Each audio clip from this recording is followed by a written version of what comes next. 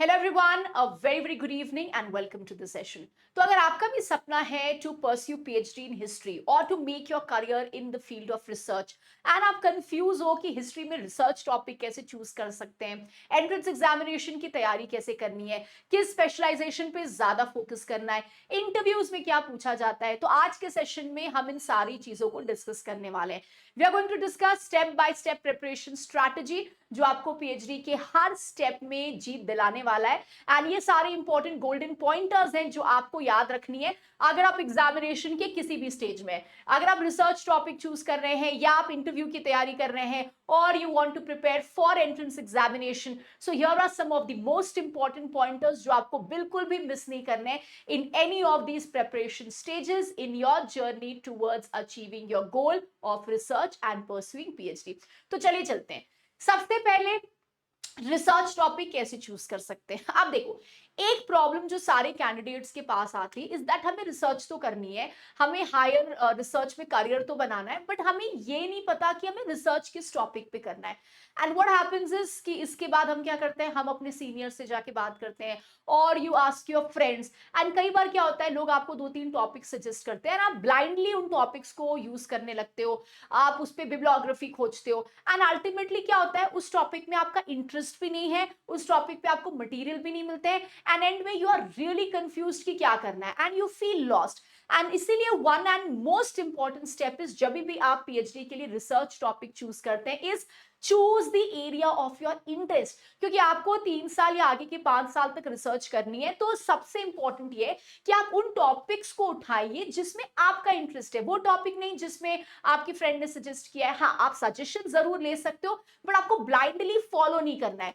सो सबसे पहले you have to choose those topics जिसमें आपको इंटरेस्ट है। जैसे फॉर एग्जांपल मान लो यू फर्स्ट सी कि आपको एंशियंट, मिडीवल या मॉडर्न, ठीक है, एंशियंट, मिडीवल और मॉडर्न में आपको किस एरिया में इंटरेस्ट है, विच इज दैट सेक्शन जो आपको अपील करता है।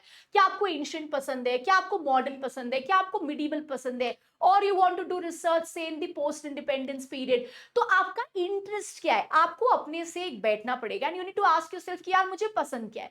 मान लो आपने शॉर्टलिस्ट किया कि ठीक है मुझे ना फॉर एग्जांपल एंशियंट इंडिया पसंद है, तो सबसे पहले now you have to see कि एंशियंट इंडिया में क्या करना है। तो आपको क्या करना है, टॉपिक्स को ब्रेक डाउन करने हैं। जैसे मान लो हमने बोला कि ठीक है हमें एंशियंट करना है, ओके, अब एंशियंट में क्या करना है, विच टॉपिक।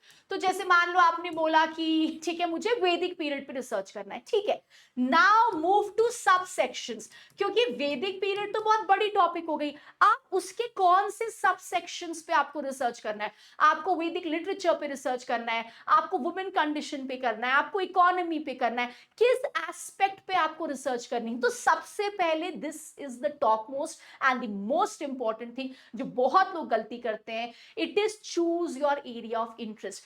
सबसे पहले ancient, medieval, modern, post modern, फिर कौन सा सेक्शन, कौन सा टॉपिक, वो टॉपिक के उसको ब्रेक डाउन करिए। हम यूजुअली क्या गलती करते हैं, हम पीएचडी में बहुत ही वेग सा टॉपिक ले लेते हैं। You need to be very concise and precise कि भाई ये टॉपिक है। जैसे मान लो मैंने बोला कि ठीक है मुझे लिटरेचर पे रिसर्च करनी है वैदिक पीरियड में।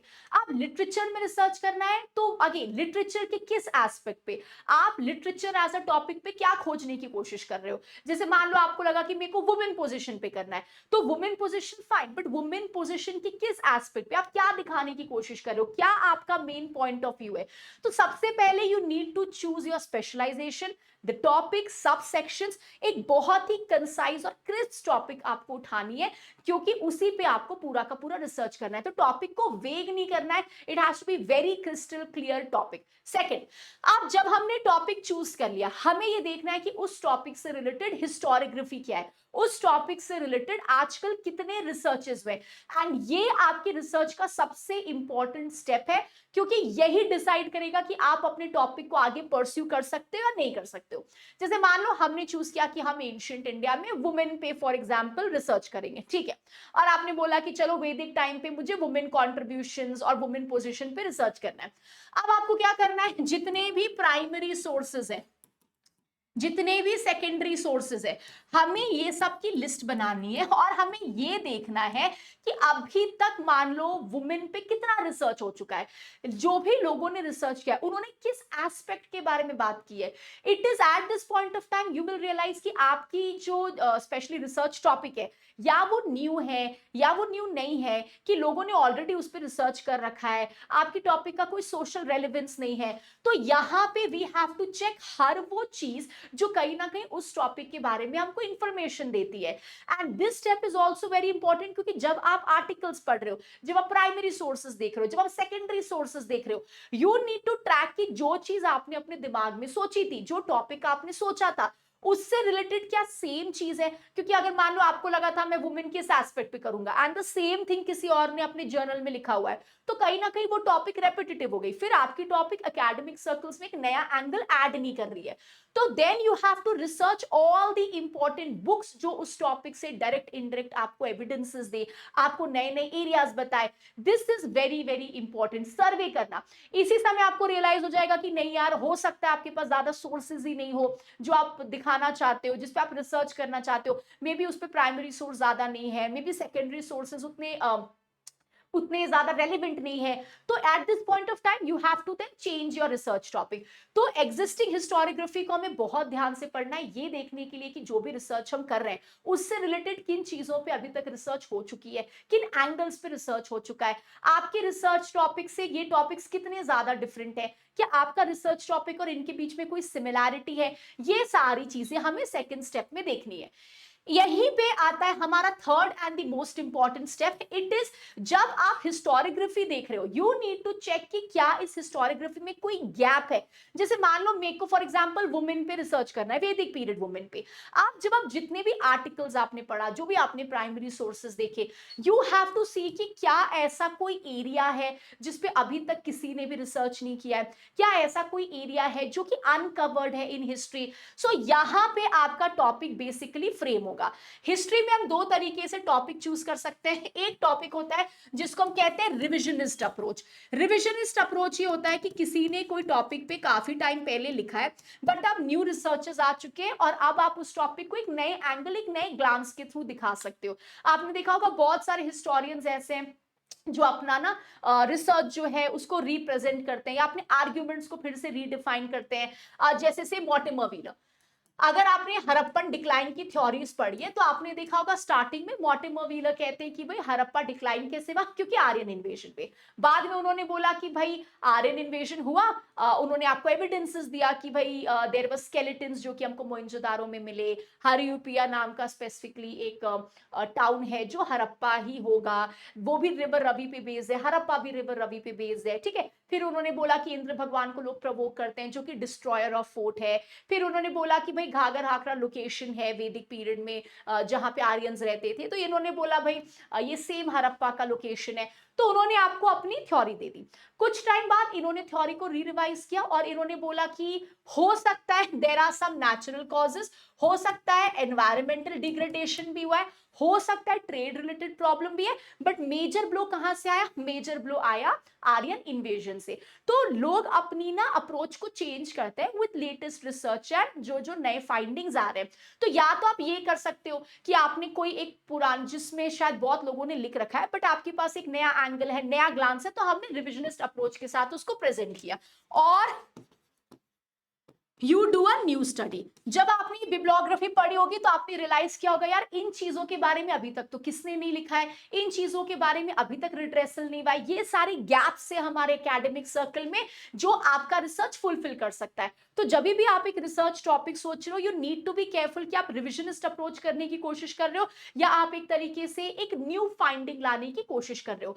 एंड सबसे इंपॉर्टेंट है कैसे आपका रिसर्च हिस्ट्री के एकेडमिक सर्कल में नई चीजों को ऐड करता है। क्योंकि अगर वो सेम टॉपिक लोग पहले कर चुके हैं और उसमें बहुत सारी फाइंडिंग्स है, तो कहीं ना कहीं वो हमारे एकेडमिक सर्कल्स में चीजें ऐड नहीं करती है, and there is a very high probability कि इंटरव्यू में आपका जो बेसिकली सिनॉप्सिस है या रिसर्च प्रपोजल है वो रिजेक्ट भी हो जाए, ठीक है। देन ऑल्सो जब आप रिसर्च रिव्यू करते हो, जब आप स्पेशली अपनी बिब्लियोग्राफी देखते हो, you need to be very careful कि भाई लिमिटेशंस होते हैं सोर्सेस के। हम क्या करते हैं, हमने 4-5 प्राइमरी सोर्सेस के नाम निकाल लिए, अब हम सोचते हैं हाँ यार बुक तो है अपने पास, बाद में पढ़ लेंगे।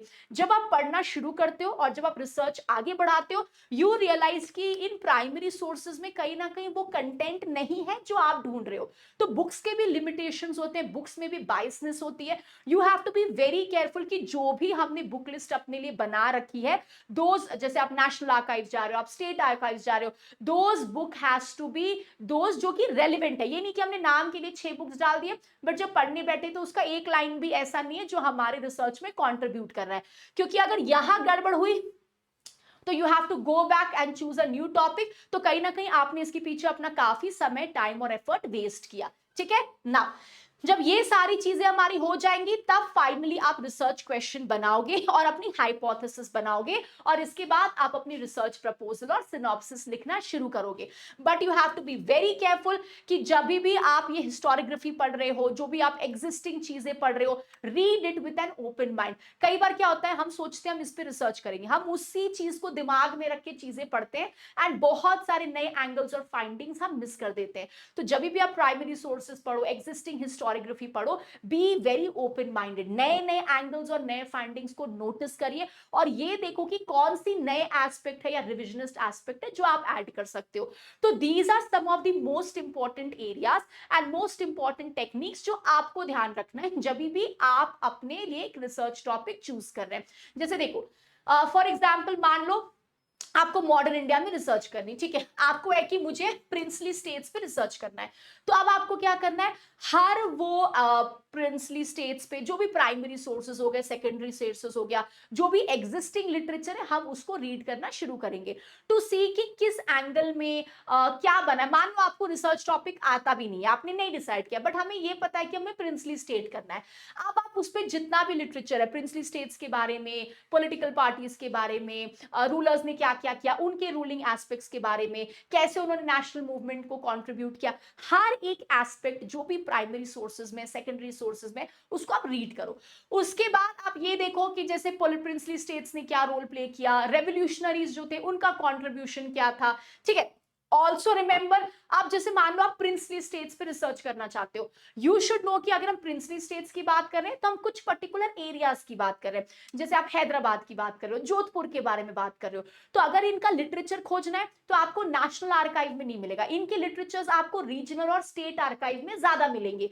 तो आपको यहां पे भी ध्यान रखना है कि जो टॉपिक आप ले रहे हो, is it region specific, state specific, या वो टॉपिक्स ऐसे हैं जो आपको जनरली नेशनल आर्काइव में मिल जाएंगे। ठीक है, तो यहां पे आपको ध्यान रखना है। जैसे फॉर एग्जांपल आप 1857 पे रिसर्च कर रहे हो, ठीक है, एंड आपने 1857 पे रिसर्च किया, आप यहां पे भी रीजनल हिस्ट्री और रीजनल आर्काइव आपको काफी मदद करेंगे, क्योंकि मोस्ट ऑफ द टाइम क्या होता है, 1857 में एक जनरल स्टोरी सबको पता है, बट अगर आप ये देखना चाहते हो कि लखनऊ में स्पेसिफिकली क्या हुआ है, दिल्ली में स्पेसिफिकली क्या हुआ है, तो इस पे रीजनल लिटरेचर्स हैं जिन पे आपको ज्यादा डिपेंड करना पड़ेगा अपने रिसर्च हिस्ट्री के लिए।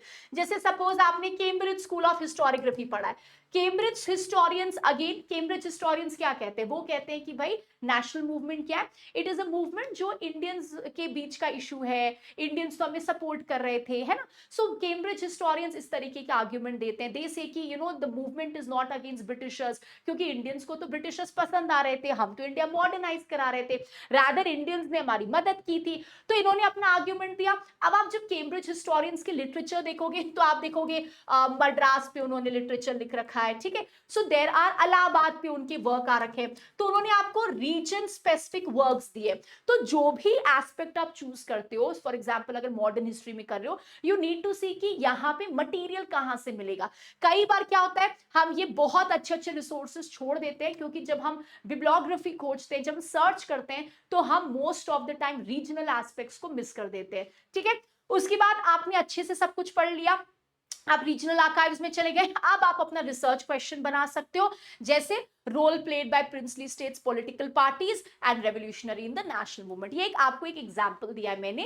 इस तरीके से स्टेप बाय स्टेप आपको मूव करनी है और इसी तरीके से आपको अपना रिसर्च टॉपिक चूज करना है। Be very clear if it's revisionist और न्यू एंगल, एंड हर तरीके से आपको ऐसा रिसर्च टॉपिक चूज करना है जो हिस्ट्री में, एकेडमिक सर्कल में नए ग्लांसेस, चीजों को नए तरीके से दिखा रहा है, क्योंकि अल्टीमेटली इंटरव्यू में आपको अपने रिसर्च प्रपोजल को बहुत स्ट्रांगली डिफेंड करना पड़ेगा। दे विल आस्क यू कि भाई आपकी प्रपोजल ये हमने क्यों किया, what is the need of it, ये क्या हिस्ट्री में ऐड करेगा, इसमें नया क्या है, आप इसमें दिखाना क्या चाह रहे हो, जो हमारे पुराने रिसर्चेस हैं उससे ये कैसे अलग है। तो हर चीज को ध्यान में रख के you have to choose a topic कि कल को इंटरव्यू पैनल के सामने आपको इसको डिफेंड करना पड़ेगा and you should have all the objective, क्यों करना है, कैसे करना, हर कुछ बहुत ही क्लियर होना चाहिए। इसीलिए हमें अपने फ्रेंड्स पे डिपेंडेंट नहीं होना है, आप सजेशन ले सकते हो but ultimately it is you who has to decide कौन सी टॉपिक हमें चूज करनी है।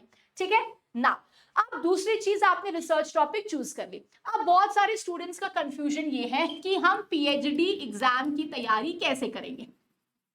ठीक है, देखो सबसे पहले you need to know the syllabus. ठीक है, syllabus is very very important. हमें ब्लाइंडली तैयारी नहीं करनी है, क्योंकि आप ये चीज मान के चलो कि भाई PhD exam again it is an exam for those candidates जिनको रिसर्च फील्ड में आगे बढ़ना है। This exam is all about knowing कि आपके कॉन्सेप्ट्स कितने क्लियर है, आपको हिस्ट्री का सब्जेक्ट अंडरस्टैंडिंग कितना है, पूरा का पूरा चीज इस पे डिपेंडेंट है, कितना आपको सब्जेक्ट पता है। तो जो फैक्चुअल चीजें हम लर्न करते हैं वहां से थोड़ा ओरिएंटेशन चेंज करना पड़ेगा, कंसेप्चुअल थ्योरी इन चीजों पे हमें ज्यादा फोकस करना पड़ेगा। तो सबसे पहले वी नीड टू नो कि सिलेबस क्या है। अब most of the syllabus sections आप देखोगे आपकी पोस्ट ग्रेजुएशन, ठीक है, और ग्रेजुएशन से ओवरलैप करता है। तो कहीं ना कहीं वो एस्पेक्ट्स, ठीक है, जो आप देखोगे आपके ग्रेजुएशन एंड पोस्ट ग्रेजुएशन के सिलेबस के साथ मिलता है, उन एस्पेक्ट्स को आपको पहले रिवाइज करना पड़ेगा। ठीक है, तो first is no the syllabus. Second is जो भी आप एग्जाम की तैयारी करते हो, the foundation here is previous year question. ठीक है, तो अब यहां पे हमें प्रीवियस ईयर क्वेश्चंस निकालने, आप 2 साल के निकाल लो, 5 साल के निकाल लो, you need to see the previous year questions to see कि यहाँ पे आ क्या रहा है, कितना एंशिएंट आ रहा है, कितना मिडिवल आ रहा है, कितना मॉडर्न आ रहा है, कौन से टॉपिक से आ रहा है, किस टॉपिक से कौन सा सब टॉपिक ज्यादातर आता है, what is the trend of the question, what is the pattern of the question. तो प्रीवियस ईयर सॉल्व करना is one of the most important जब भी हम एग्जामिनेशन की तैयारी कर रहे हैं। ठीक है, थर्ड जो स्पेशली हमें हिस्ट्री में फोकस करना है इज हिस्टोरियोग्राफी। ठीक है, historiography is very very important. तो जब आप यूजीसी नेट के लिए पढ़ रहे हो, historiography is that one thing जो आपको इंटरव्यूज में भी पूछा जाता है। तो हिस्टोरियोग्राफी, जैसे सबऑल्टन ने क्या बोला, कैम्ब्रिज ने क्या बोला, इंपीरियलिस्ट हिस्टोरियंस कौन थे, पोस्ट मॉडर्निस्ट कौन है, what are the recent researches जो स्पेशली इन्होंने किया है, कौन किस बुक के साथ एसोसिएटेड है। ठीक है, हिस्टोरियोग्राफी में हर चीज, ऑब्जेक्टिविटी क्या होती है हिस्ट्री में, कौन से हिस्टोरियन है जो ऑब्जेक्टिविटी पे फोकस करते हैं। तो दीज बेसिक्स ऑफ हिस्टोरियोग्राफी काफी ज्यादा इंपॉर्टेंट है, चाहे हम इंटरव्यू दे रहे हैं, चाहे हम एंट्रेंस एग्जामिनेशन की बात कर रहे हैं। चौथा आप देखोगे रिसर्च मेथोडोलॉजी। रिसर्च मेथोडोलॉजी से भर भर के क्वेश्चंस आते हैं। अब अगेन जनरली आप नेट में तो पढ़ते ही हो पेपर 1 में रिसर्च मेथोडोलॉजी, बट थोड़ा सा हाई एडवांस लेवल पे जाएंगे। ठीक है, what are the types of research, ठीक है, who are the people who are associated, ठीक है, कैसे इसका एवोल्यूशन हुआ, सारे रिसर्च मेथोडोलॉजी से रिलेटेड हर चीज थोड़ा सा हाई लेवल पे आपको अच्छे से करके जाना है, क्योंकि बहुत सारे क्वेश्चंस हैं जो आपको सीधे सीधे रिसर्च मेथोडोलॉजी से निकलेंगे। उसके अलावा जब आप नेट की तैयारी कर रहे हो हिस्ट्री में, you will see for most entrance examination जो भी आपका नेट का सिलेबस है almost it is the same. And अगर आप नेट की तैयारी कर रहे हो, थोड़ा सा फोकस हमें कॉन्सेप्ट्स पे करना है, थोड़ा सा फोकस हमें थ्योरी पे करना है, थोड़ा सा फोकस हमें क्रिस्टल क्लियर अंडरस्टैंडिंग पे फोकस करना है। तो अगर आप यही ध्यान से करते हो तो 70% चीजें आपकी ऑलरेडी हो चुकी होंगी। थोड़ा सा हमारा ओरिएंटेशन चेंज होगा, वरना मोस्ट ऑफ द थिंग्स हम ऑलरेडी, जब आप नेट की तैयारी सीरियसली कर रहे हो तो बहुत सारी चीजें आप साइमल्टेनियसली प्रिपेयर कर रहे हो। ठीक है, उसके बाद अनदर इंपॉर्टेंट थिंग जो हमको हिस्टोरियोग्राफी में, जो हमें पीएचडी एग्जाम्स में हिस्ट्री में स्पेशली पूछी जाती है, it is books and authors. Books and authors से भी भर भर के हमको क्वेश्चन आते हैं। तो जब भी आप एंशिएंट पढ़ो, मिडिवल पढ़ो, मॉडर्न पढ़ो, मेक श्योर कि बुक्स एंड ऑथर्स पे आपने काफी अच्छे से अपने नोट्स बना रखे। ठीक है, उसके बाद मेक श्योर कि आप मॉक टेस्ट सॉल्व कर रहे हैं। Mock test is very important, क्योंकि एक तो ये आपको ये बताएगा कि कितनी लर्निंग और अंडरस्टैंडिंग हुई है, and second it will help you in time management and also those areas जो अभी भी लैकिंग है, जहाँ पे थोड़ा सा हमें ज्यादा फॉर एग्जाम्पल ध्यान देना है, ये सारी चीजें मॉक टेस्ट के थ्रू फुलफिल हो जाएगी। So these are some of the most important aspects जो आपको एक पीएचडी एग्जामिनेशन के लिए ध्यान रखना है। ठीक है, ना now coming to the second thing is कि इंटरव्यू कैसे तैयारी करनी है। अब देखो, जब भी हम पीएचडी इंटरव्यू की तैयारी करते हैं, like I told you, you have to know very well कि इंटरव्यू में पैनल को बहुत लोगों को एलिमिनेट करना है, ठीक है। So interview will be all about कि आपको हिस्ट्री कितने अच्छे से आती है, आपको सब्जेक्ट आइडिया कितना है, आपको सब्जेक्ट नॉलेज कितना है, ठीक है। So interview will be all about that. तो अगर आप रट के चीजें जाते हो तो ये सारी चीजें आपको खत्म करनी पड़ेगी। A well developed subject understanding की हमको इंटरव्यू में जरूरत है। तो देखो, सबसे पहले जब आप इंटरव्यू में जाते हैं, you should have a very strong proposal, या जिसको हम सिनॉप्सिस कहते हैं, ठीक है। वेरी स्ट्रॉन्ग प्रपोजल, क्योंकि आपसे आपके प्रपोजल से रिलेटेड क्वेश्चंस पूछे जाएंगे, क्योंकि अल्टीमेटली आप उसी पे रिसर्च करने वाले हो, ठीक है। सबसे पहले क्वेश्चन आएगा कि भाई आपने ये टॉपिक क्यों चूज की, एंड आपको प्रॉपरली अपने प्रपोजल को डिफेंड करना है। तो you should have a very clear mindset कि भाई मैंने ये टॉपिक क्यों चूज किया, Why did you choose this topic? आपके इस टॉपिक का ऑब्जेक्टिव क्या है, मतलब आप क्या दिखाने की कोशिश कर रहे हो, आप रिविजन स्ट्रैटेजी दिखा रहे हो, आप हिस्ट्री में कुछ नए ग्लांसेस और नए एंगल्स लेके आ रहे हो, ठीक है। तो what is the objective of this topic, ठीक है। What is the span of your study, मतलब जैसे अगर हम प्रपोजल बना रहे हैं तो हम किस पीरियड को पढ़ रहे हैं, हमारा ऑब्जेक्टिव क्या है, हम क्या दिखाने की कोशिश कर रहे हैं, ठीक है। आपका इंटेंट क्या है, मतलब हम इसके थ्रू क्या करने की कोशिश कर रहे हैं, ये सारी चीजें आपके दिमाग में काफी अच्छे से फिट होनी चाहिए, क्योंकि you have to show them that you are the best candidate suited for this, और ये एक पोजीशन और सीट आपको मिलनी चाहिए, क्योंकि आपका proposal is worth it. So you have to defend your proposal in front of interview panels. तो सबसे पहले you should know everything about your proposal, क्यों चूज किया, क्या नई चीजें ऐड करेंगी, क्या अप्रोच है, क्या ऑब्जेक्टिविटी है, क्या स्पैन ऑफ स्टडी, क्यों आपने ये टॉपिक लिया, कुछ और क्यों नहीं लिया, हर कुछ बहुत ही क्लियर होना चाहिए, ठीक है। This is the first thing which you should be knowing. Second, आपको क्या करना है, आपको इंटरव्यूज में ये देख के जाना है कि जो भी आपके टॉपिक है उस टॉपिक से रिलेटेड लिटरेचर क्या है।